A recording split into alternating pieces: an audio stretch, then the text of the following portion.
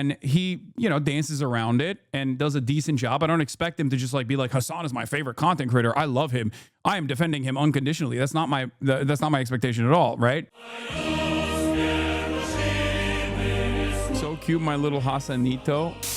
This is what originally, this is what was brought up in the mayoral town hall from a Zionist group that asked him about this already, because this is like something that the ADL has been trying to farm off of Zohran over and over again. In the last 24 hours, that social media comments, activist slogans actually can lead to what happened last night in Washington, D.C.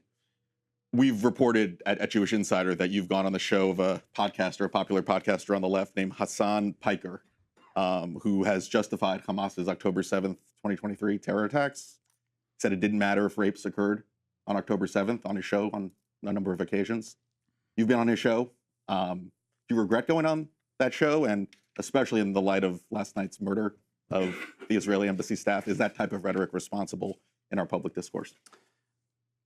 I think that one of the lessons I learned from the Democratic Party's failures in this previous election is an inability to use every single platform and avenue to communicate with as many people as possible.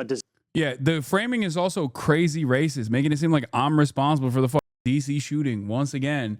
Like, this is double fuck for someone like Zohran, because he's not a white boy either, I mean, they're lying about my takes. That's fine. They always do. What are you going to do? Who cares, right?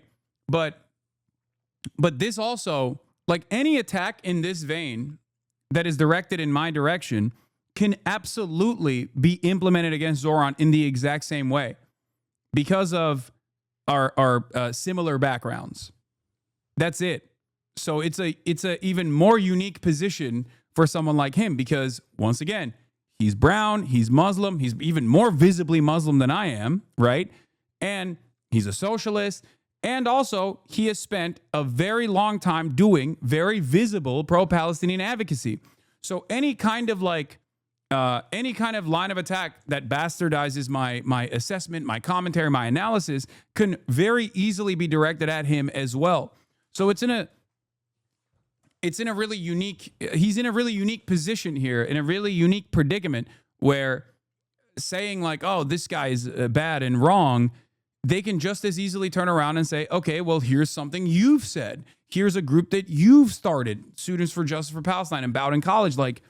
And this is the exact line of attack that won't really actually harm his chances, as it didn't in the primary. It's not going to in the general either, unless this is the only thing that he is constantly tasked with responding.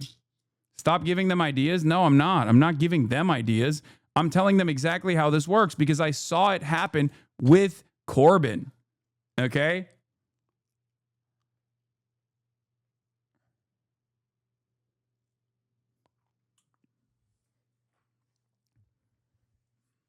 That's it.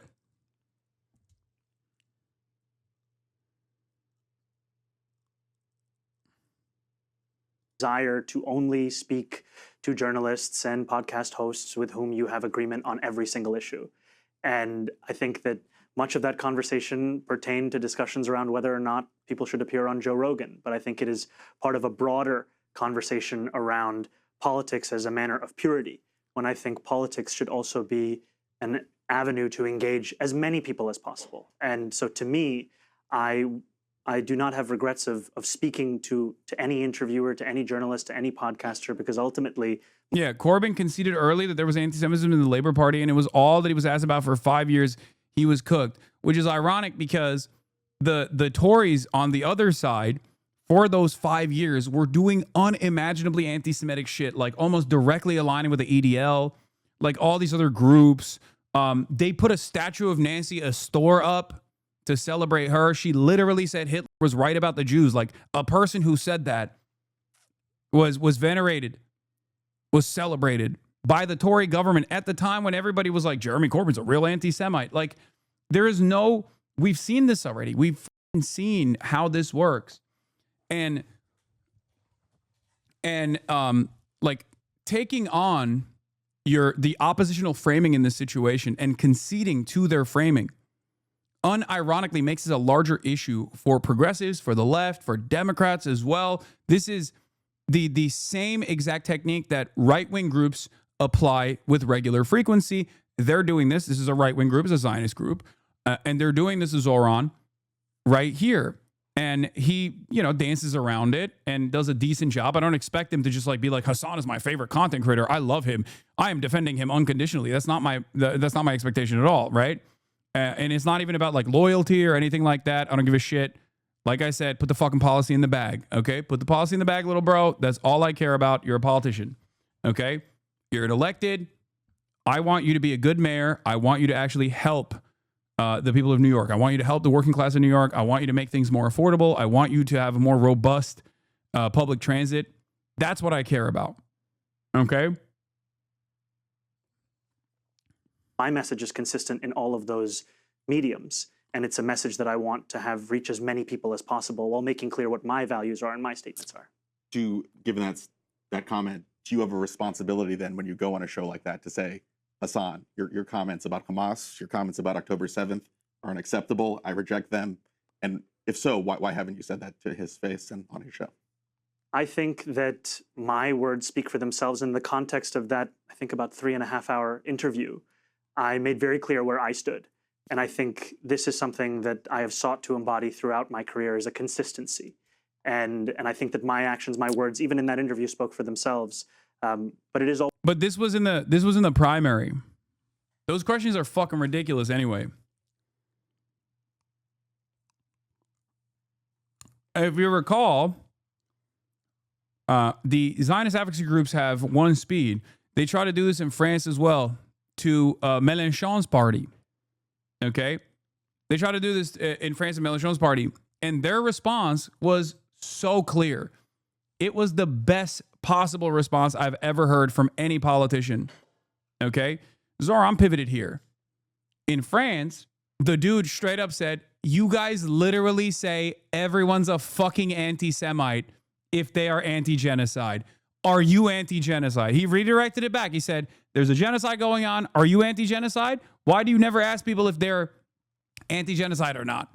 You say this to anyone that has ever said anything mean about Israel. Okay? That's the perfect response. You say this to everybody. And the reason why that's a perfect response is because not only is it true, okay? Not only is it true, but also a lot of other people, if you're running in a popularity contest like a fucking election, you want to say shit that's going to come across as popular. Okay?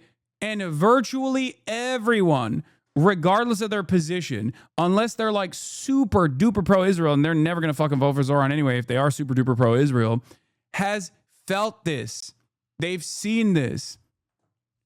Even if they themselves are not visible public figures, they have seen, they've sensed the attitude coming from mainstream outlets, coming from institutions where it's like, don't say anything about Israel. Don't say it. You see the dead children? Don't say a fucking goddamn thing, or else we'll say you're anti-Semitic. We'll ruin your fucking life. And that has gotten so out of hand that the average person is aware of this attitude. Okay? Always helpful to hear feedback as to what I have said, how I have engaged, and to always understand what it could look like in the future. Has what happened? Would you consider being a campaign manager if someone asked? No, dude. Why the fuck would I do that? I give it out for free, okay? Nothing in my advocacy is paywalled. It's fucking free, okay? That's why the Piker Broadcasting Service is sponsored by you, the viewers, for you, the viewers. There's no ads. And it's free ball. There is no reason for me to, in any way, shape, or form, paywall my takes.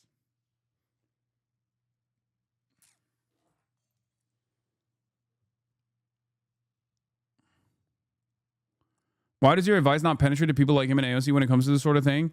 Because the more you are surrounded by people in DC, or the more you're surrounded by establishment Democrats, I feel as though the more you hear from them as opposed to people like myself. Because like Zohran, when he was running,